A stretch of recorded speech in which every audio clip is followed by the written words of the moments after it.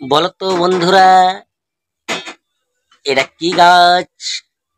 সবাই বলতে পারবে, যেটা তোমরা রোজ বাড়িতে ব্যবহার করো আর খাও প্রত্যেক দিন। মানে ভাবতে পারি নাই এই গাছগুলা হয়ে যাবে। এটা আমার ছোট্ট ঘর, আর ঘরের মধ্যে হয়ে গেছে, লাগান দিয়েছি, হয়ে গেছে। দারুণ মাটি। এখন উপরায় তো মানে গাছের উপরায় তো মায়া লাগছে, খাইতে মায়া লাগছে।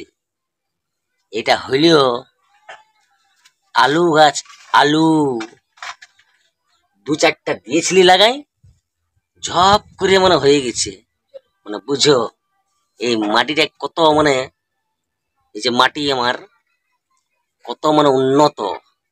যাই হোক, এই এখন তো মানে উপড়াবো নাই, গরমকালটা পড়ুক, আশা করি এক বড়া আলু বের হবে। এক বড়া আলু কাটা একদম যাচে খাবো আলু কাটা।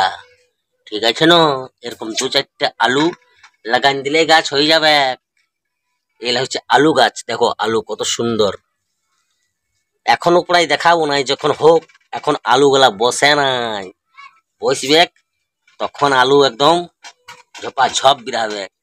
তা যাই হোক, আলু লাগাইছি, আলু গাছ হয়েও গেছে। ভাবতে পারি নাই যে হয়ে যাবে বলে।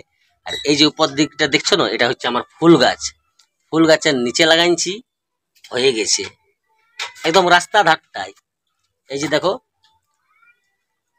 এটা বাড়ির রাস্তা, রাস্তার মধ্যে হয়ে গেছে। তা যাই হোক, রাখছি।